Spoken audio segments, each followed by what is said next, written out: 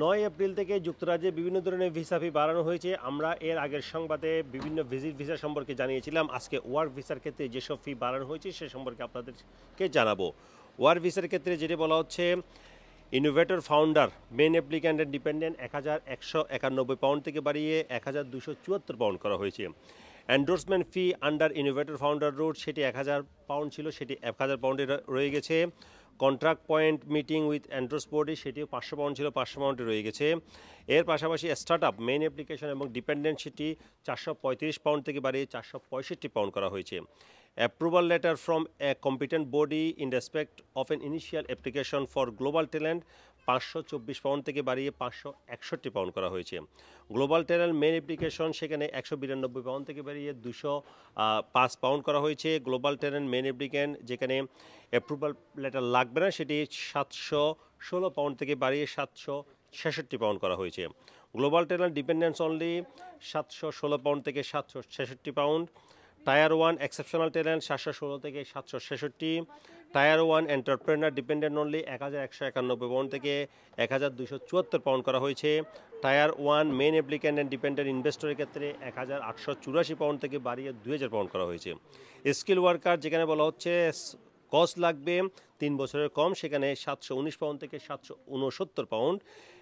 Over যে 3 years skill worker থেকে ১৪২০ pound থেকে ১,৫১৯ পাউন্ড করা হয়েছে। এছাড়া স্কিল ওয়ার্কার রুটে যদি ওভার যেটি স্যালারি লিস্ট আছে ৩ বছরের কম, সেটি হচ্ছে ৫৫১ পাউন্ড থেকে ৫৯০ পাউন্ড।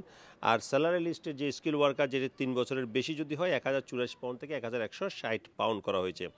হেলথ কেয়ারের ক্ষেত্রে স্কিল ওয়ার্কারের ক্ষেত্রে বলা হচ্ছে ২৮৪ পাউন্ড থেকে বাড়িয়ে ৩০৪ pound. Skill worker health care যদি এটি ওভার ৩ ইয়ার্স হয় তাহলে ৫৫১ পাউন্ড থেকে বাড়িয়ে ৫৯০ পাউন্ড করা হয়েছে।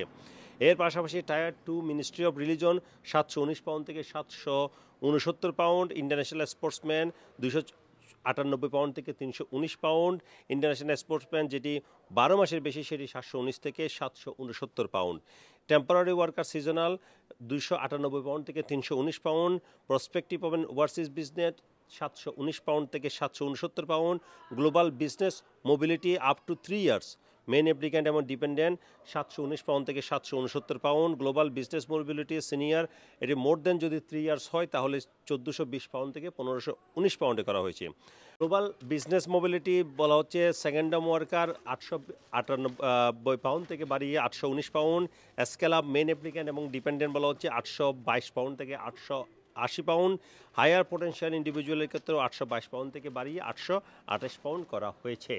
এই হচ্ছে ওয়ার্ক পারমিট রিলেটেড ভিসার যে ভিসা ফি বাড়ানো হয়েছে সেটি।